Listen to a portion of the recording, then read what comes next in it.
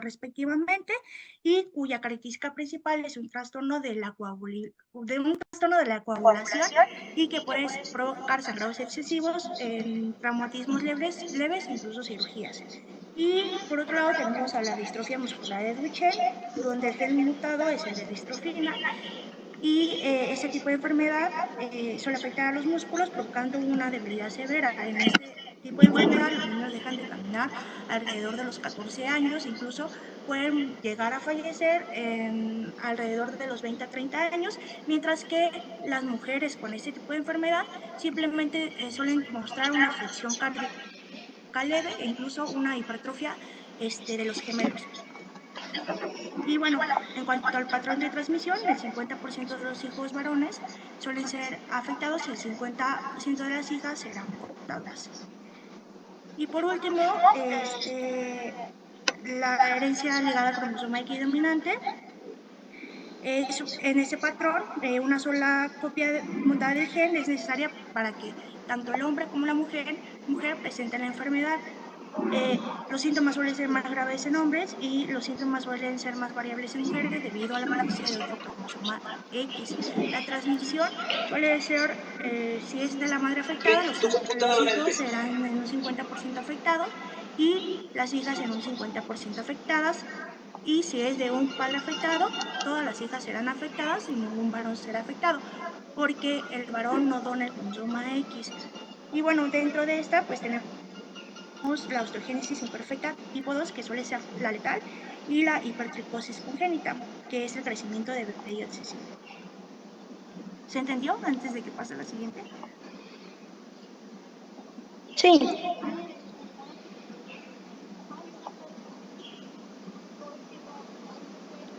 Bueno, pues ahora vamos a continuar con la expresividad variable. La expresividad variable también es llamada heterogeneidad clínica y va a hacer referencia a los diferentes fenotipos que presentan las personas de una familia portadores de una misma mutación. Como yo ya lo había explicado mi compañera Saudi, pues va a ser que en algunas personas se manifieste pues más evidentemente que en otras, y pues recordemos que el fenotipo es lo que podemos ver, las características físicas. Así que si, por ejemplo, estamos hablando del síndrome de Lynch, que prácticamente es cáncer de colon, pues puede ser que en un paciente se presente directamente en el colon, pero que en otros se presente como una tumoración en el endometrio o en el ovario o incluso en el estómago. Por eso es que se llama expresividad variable, porque pues lo que principalmente va a variar es las características fenotípicas y pues se va a presentar más grave en unos pacientes que en otros, pero principalmente se atribuye a herencia directa de una familia, ¿no? La importancia de saber o conocer esta expresividad variable va a ser que pues es importante para la definición del tipo de cáncer hereditario del que se está hablando, de que presenta el paciente, y también la correcta asesoría genética en relación con los genes que deben estudiarse. También pues es importante, esto es un dato extra, tomar en cuenta que el tipo de cáncer está asociado a mutaciones en genes específicos y va a variar en algunas poblaciones. eh, el dato extra es que va a variar dependiendo de cada país o de cada población de la que se está hablando, ¿no? Podemos pasar, no, antes, en esa diapositiva, pues como pueden ver hay unos perritos. Esos perritos tienen manchitas y hacen referencia como a las características fenotípicas, cómo es que se presentan más evidentes en, a lo mejor el primer perrito pues es el papá, ¿no? Bueno, ajá, la primera generación, más bien. Y el último perrito es de las últimas generaciones, de sus tatara nietos, ¿no? Entonces, pues así es como va a presentarse la expresividad variable, pero nosotros vamos a hablar de enfermedad. Siguiente diapositiva, por favor. Ahora, pues, hablando de un ejemplo, este es el síndrome de Lynch, y pues va a ser una enfermedad autosómica dominante pero principalmente se va a deber a que hay una mutación en los genes MSH2 y MLH1, que son genes reparadores de bases desaparadas de ADN. O sea que si hay alguna alteración en el ADN, pues se van a encargar de repararlo. Y pues también se pueden llegar a presentar con menor frecuencia en los genes NSH6 y PNS2, pero los más importantes de conocer son los que están en la diapositiva, NSH2 y MLH1. Pues las características principales de esta enfermedad va a ser que se va a desarrollar cáncer colorectal a edad temprana, alrededor de los 45 años. Pues principalmente se va a presentar como en el colon derecho en el 70% de los casos. Y pues la carcinogenia de este síndrome es muy elevada, así como el riesgo de desarrollar neoplasias en otros tejidos aparte del colon. Eh, la etiología de esta enfermedad va a deberse a que la vía MMR de carcinogénesis del colon pues se va a ver afectada, y esta es la segunda vía más común de cáncer colorectal. La vía MMR pues prácticamente hace referencia a cómo se va a dar la reparación de desajustes en el ADN, porque literal MMR en inglés significa reparación de desajustes. Bueno, eh, en su fisiopatología tenemos, si pueden ver en la imagen, pues principalmente tenemos que la ADN polimerasa pues va a ser la que va a estar acompañando al ADN durante pues la parte de la replicación, y entonces pues cuando se quiere reparar el daño que hay en el ADN, van a actuar estos genes. Si lo pueden ver, está en la parte superior de color azul, ahí están los genes actuando, y en la parte superior de la imagen podemos ver cómo estos genes van a reparar el ADN cambiando las bases. A lo mejor no iba una adenina, iba una guanina, entonces ya se repara. Pero pues si no se repara, queda el ADN defectuoso como en la parte inferior de la imagen. Y bueno, pues nada más como dato extra, el diagnóstico de esta enfermedad se hace por una inmunohistoquímica, y se utilizan también los criterios de Bethesda y de Armstrong, me parece. Bueno, siguiente diapositiva, por favor. Bueno, ahora hablando del pleiotropismo, pues fíjense que esta palabra la vamos a dividir en dos, en pleion y en tropos. Pleion hace referencia a más o mucho, y tropos hace referencia a cambios o efectos. O sea que el pleiotropismo hace referencia a muchos efectos, muchos cambios que se producen a partir de un solo gen. Pues como podemos ver en la imagen, de su lado izquierdo tenemos un solo gen que va a producir muchos cambios. Por ejemplo, eh, este gen puede estar produciendo el color del pétalos de una flor, del color de su semilla, o incluso la coloración del tallo. Ese es solo gen. Pero supongamos que estamos hablando del caso del gen del lado derecho, que tiene expresados el gen A, B y C. Cada uno de estos genes entonces va a estar expresando el gen A, el color de pétalos, el gen B, el color de la semilla, y el gen C, pues el color del tallo, ¿no? Entonces, retomando la imagen de la izquierda, pues el gen A va a expresar solito todas esas características, pero en la imagen de la izquierda, esos tres genes van a expresar cada uno una característica. El caso de la imagen de la izquierda es el pleiotropismo. Un solo gen expresa un buen de cosas. Entonces, el ejemplo más conocido por nosotros es la fenilcetonuria. Vamos a hablar un poquito de eso. Y bueno, el siguiente diapositiva. Gracias. La fenilcetonuria, recordemos que va a ser un desorden metabólico. ¿Por qué se va a dar este desorden? Por una mutación en el gen que codifica para la enzima llamada fenilalanina hidroxilasa. Esta enzima, si no se produce, pues no se degrada la fenilalanina, como pueden ver en el esquema de la derecha.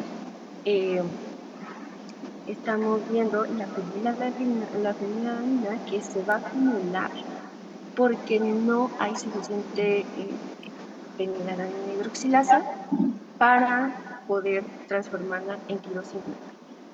Entonces, debido a la mutación de este gen, cuando se acumula la fenilalanina, se van a producir síndromes, bueno, no síntomas, sino que manifestaciones clínicas como retraso mental, convulsiones, hiperpigmentación cutánea o una hipopigmentación cutánea, olor a humedad y una cabeza pequeña. Bueno, otros ejemplos de el pleiotropismo son el síndrome de Marfan, que va a afectar al tejido conectivo, la enfermedad de células falciformes que afecta a los eritrocitos, y el albinismo que recordemos que afecta a la fenilalanina. Cada una de estas enfermedades pues, va a tener exactamente afectado algún gen y va a dar todas las manifestaciones clínicas. Así que como ven, el pleiotropismo es un solo gen, si está afectado ese solo gen que produce tantas características, pues entonces se van a dar muchas manifestaciones clínicas. Siguiente diapositiva, por favor. Ahora, hablando de las mutaciones, pues tenemos que una mutación va a ser una alteración heredable o un cambio en el material genético, o sea, en el ADN.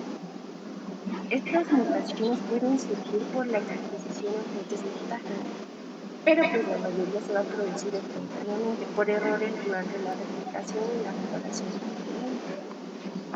Respecto a los tipos de mutación, tenemos tres principales conceptos por entender: las sustituciones, las inserciones y las deleciones. Eh, pues es que de hecho las mutaciones pueden ir desde sustituciones muy simples de una citosina por una tiamina o de una adenina por una guanina, hasta una inserción o una lesión que va a hacer que hasta se puedan perder tripletes completos o también pueden perderse o ganarse cromosomas enteros. Entonces, bueno, es bastante amplio, pero estos son los tres conceptos que hay que comprender o las tres principales divisiones. Una sustitución, entonces, va a ser el reemplazo de un nucleótido por otro, como les decía, puede ser que se cambie una citosina por una tiamina, perdón, o una adenina por una guanina. Dentro de estas sustituciones vamos a comprender dos conceptos: la transición y la transversión. Una transición va a ser el cambio de un nucleótido eh, de su mismo tipo por otro. Es decir, vamos a sustituir ay, una pirimidina por una pirimidina o una purina por una purina. Y una transversión va a ser el cambio de una purina por una pirimidina. Es decir, vamos a hablar de distintas familias en la transversión. En las deleciones vamos a tener la pérdida de uno o más nucleótidos. Y pues en las inserciones o adición también se le llama, va a ser que se ganan nucleótidos, es decir, se añaden nucleótidos. Y dentro de estos conceptos vamos a tener el marco de lectura que les voy a mencionar más adelante. Siguiente diapositiva.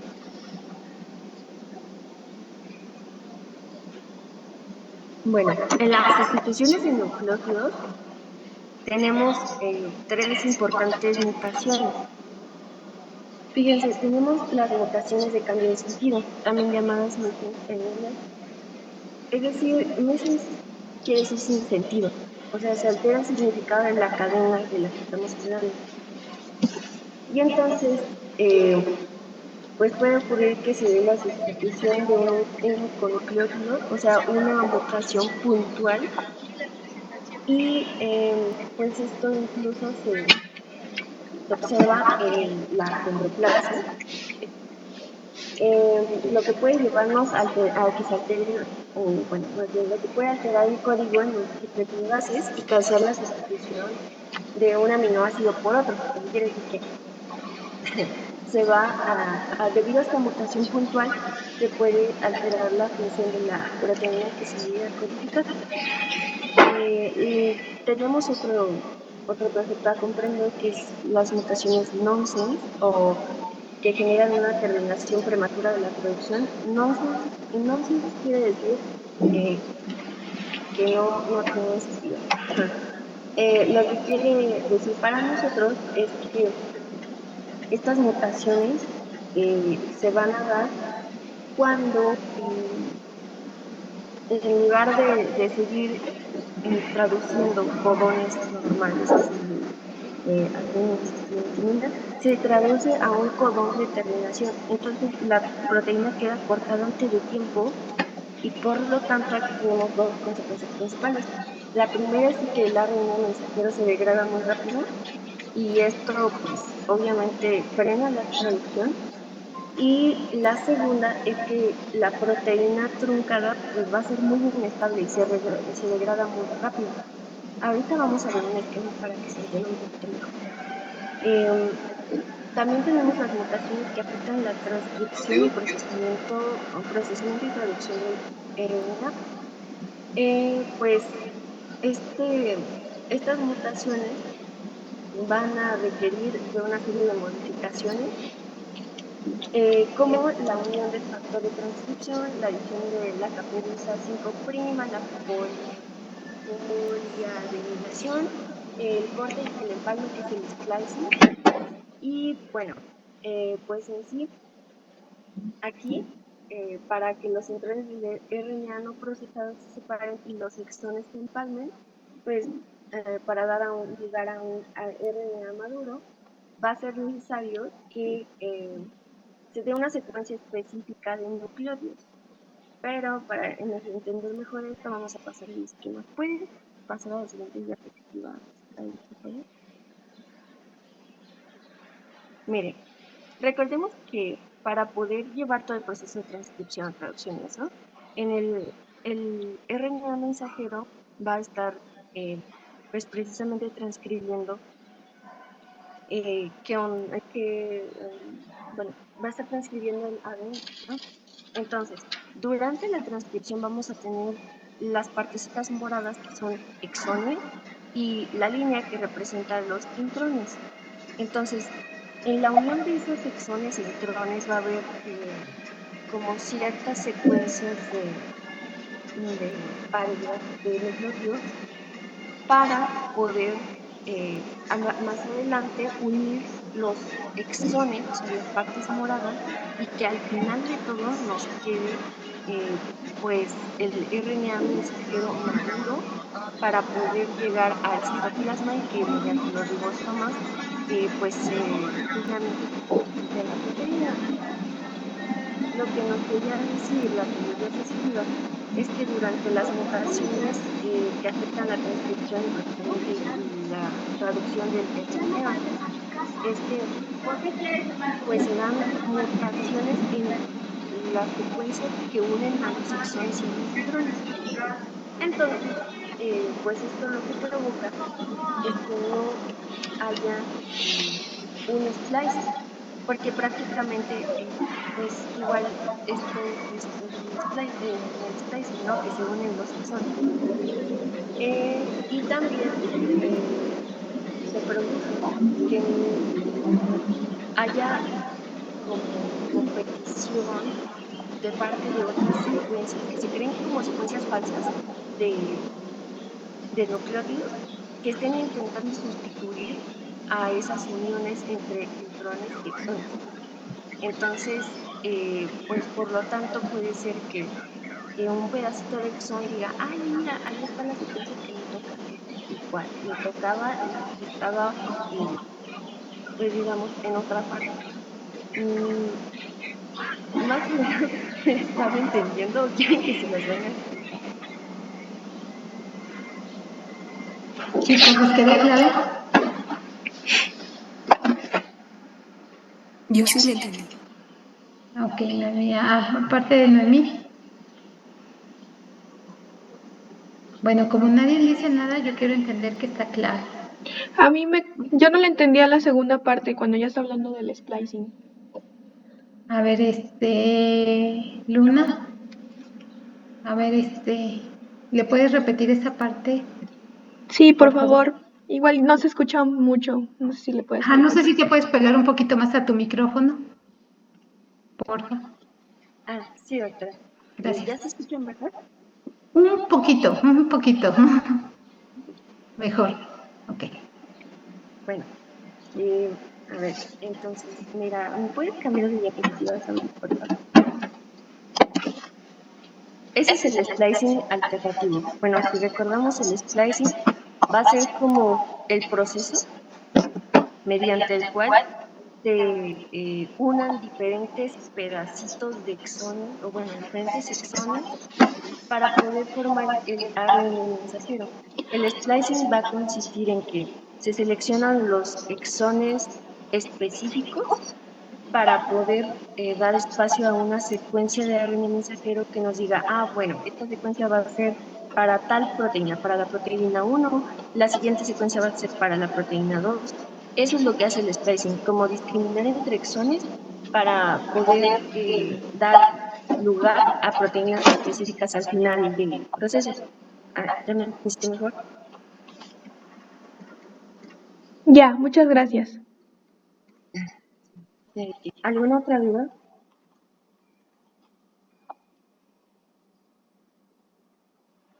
No, ahorita no.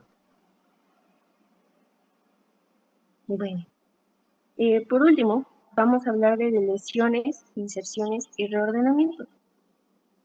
Algunas deleciones e inserciones involucran solo poquitos nucleótidos, pero en otros casos, pues hay un segmento sustancial de un gen o de un gen entero y pues este se delesiona, se invierte, se duplica o se transloca, lo que crea pues secuencias genéticas nuevas.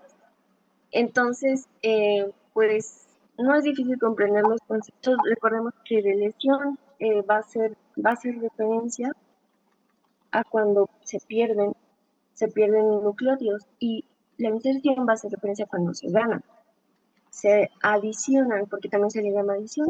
Bueno, entonces aquí vamos a hablar un poquito del concepto de mutaciones de marco de lectura.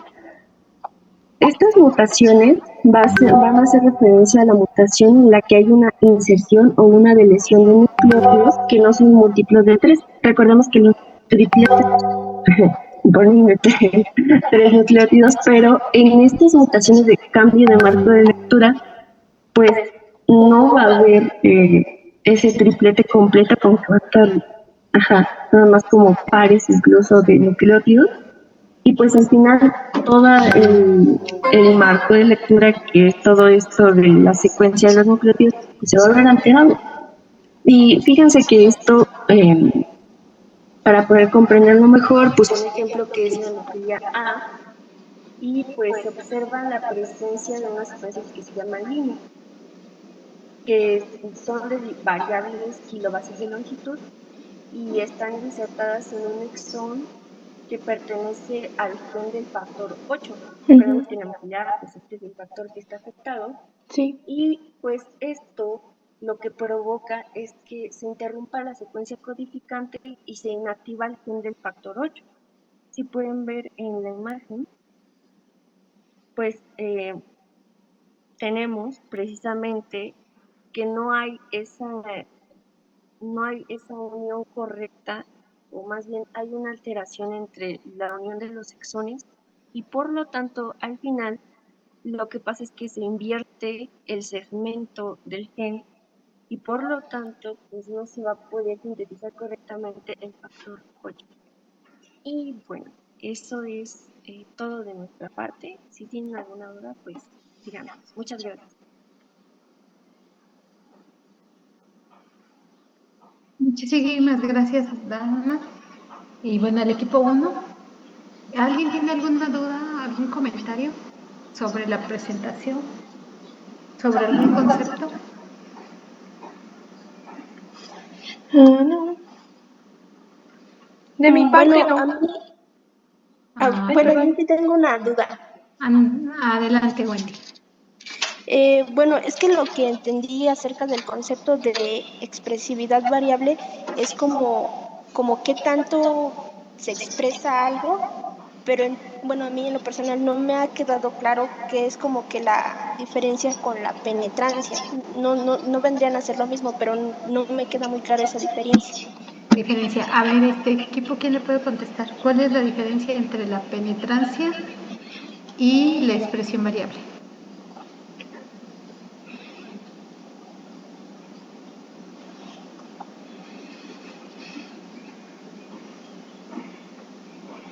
Pues la penetrancia de hecho es una característica de la herencia dominante que dicta la probabilidad de que una enfermedad dominante le dé a una persona.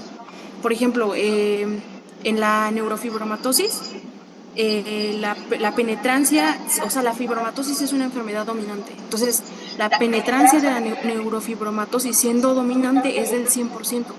O sea, si una persona tiene neurofibromatosis, aún la enfermedad siendo dominante, tiene un 100% de probabilidad de que dé la enfermedad.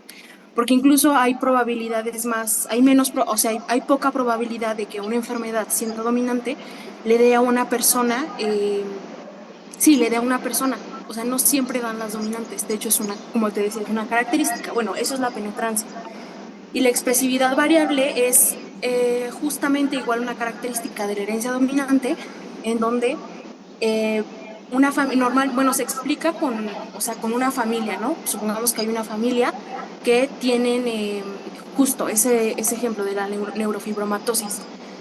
Yo tengo y mi familia tiene el gen de la neurofibromatosis y como es dominante y tiene una penetrancia al 100%, toda mi familia y yo vamos a tener esa enfermedad. La expresividad variable es que aunque todos tengamos la misma enfermedad, las características clínicas no van a ser iguales en todos. Por Ajá, la ejemplo, sintomatología. ajá, exacto, yo voy a tener poquitos tumores, que es como la característica de la enfermedad, y otro familiar mío no va a tenerlo. Y eso es. ¿Eras Wendy? Sí, bueno, entonces a lo que entendí, se podría decir que la penetrancia es de las enfermedades dominantes, que puede ser el 100% que sí lo tenga o que no, y la expresividad es que si lo tienen, sí, cómo van a ser las características clínicas, como dice Noemi, de ese grupo de familia, ¿no? Ajá, o sea, sí, recuerda que la penetrancia, podemos tener una penetrancia completa o incompleta. ¿Estamos de acuerdo?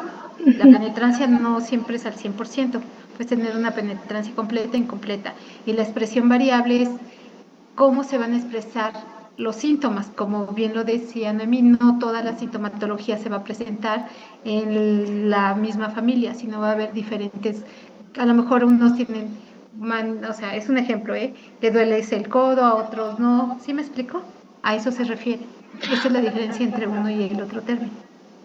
Ok, doctora, sí, gracias. Sí, adelante. Alguien más iba a preguntar al mismo tiempo que Wendy, pero ya no supe quién era.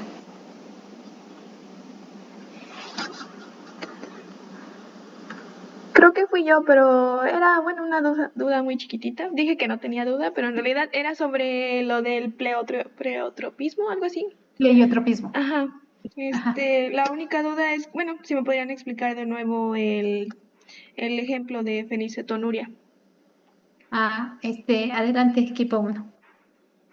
Sí, bueno, recordemos que el pleiotropismo es que un solo gen va a producir muchas características. Como habíamos visto en la imagen, pues el gen A iba a dar el color de pétalos, el color de la semilla, de flor y el color del tallo. Lo mismo pasa en esta parte de la fenicetonuria. El único gen que está afectado es el gen que codifica para la fenilalanina hidroxilasa, es decir, la enzima que pasa, que hace que la fenilalanina pase a ser tirosina. Y entonces, lo que sucede en esta parte es que como se acumula toda la fenilalanina, pues entonces se producen todas las manifestaciones clínicas, que es retraso mental, convulsiones, dolor abdominal, cabeza pequeña. Y bueno, eso es en sí. Si te quedó claro, lo repetimos. Sí, ya. Ay. ¿Sí me escuché? Sí, ya. Muchas gracias. Gracias a ti. ¿Alguien más tiene alguna duda o algún comentario sobre el repaso que acaban de dar sus compañeras?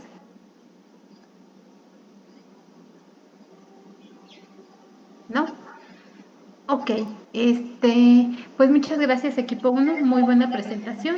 Entonces vamos a pasar con el equipo 2, por favor. Sí, doctora. Muchas gracias. Si gustan pueden ir poniendo su presentación.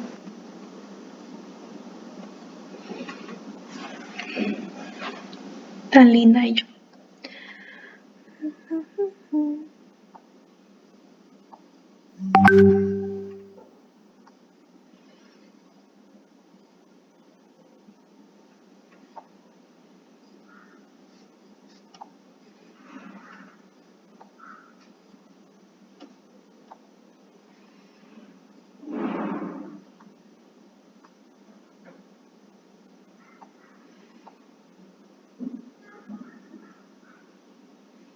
Buenas tardes, doctora y compañeros. Nosotros vamos a presentar el tema de herencia no mendeliana y patrones de herencia. Aquí sí, por favor. Bueno, nosotros ya vimos pues las tres leyes de Mendel, pero justo hubo pues estudios posterior a estas leyes en las que muchos patrones de herencia no seguían pues lo que mencionaban las leyes. Entonces, todos estos aspectos de la herencia que no siguen el patrón clásico mendeliano se les van a denominar herencia no mendeliana. Pero ¿a qué me refiero con esto? De que va a haber muchas formas en que los genes pueden influir en el fenotipo de un individuo. Es decir, que no todos los genes están determinados por un par de alelos. Es decir, no necesariamente se va a expresar el gen dominante cuando esté presente o, cuando o que un gen recesivo esté en los dos alelos para poder expresarse. Eso va a depender ya de varios factores y varios tipos de herencia que ahorita les voy a mencionar. Entonces, en la herencia no mendeliana vamos a tener que el fenotipo pues va a ser una combinación del genotipo más los aspectos ambientales que pueden inducir a la expresión de cierto gen, dependiendo de lo que le favorezca, obviamente, al individuo, ¿no? O a la persona o al ser. Entonces, un tipo es la dominancia incompleta. Este tipo de herencia es en la cual se expresa un fenotipo intermedio en la descendencia. Es decir, que no hay alelos dominantes ni recesivos. Vamos a tener en este ejemplo dos fenotipos homocigotos, es decir, en la planta, si se dan cuenta, tenemos una planta que tiene los dos alelos dominantes, que pueden ser de color rojo, y otra que tiene dos alelos igual dominantes, pero son de color blanco. Pero el fenotipo que nos va a dar es heterocigoto, porque va a haber una combinación como de estos genes, es decir, la proporción genotípica es igual a la fenotípica. Es tal cual como una combinación de ambos para crear una nueva característica. Es decir, si nosotros tenemos una planta que es roja y otra que es blanca, en la dominancia incompleta vamos a combinar estas dos características y vamos a tener una de color rosa. Eso es en la primera generación. Esto, pues nada más ahí les puse como la imagen de los chícharos, de que en la herencia mendeliana, pues lo que tendría que ocurrir es la expresión fenotípica del alelo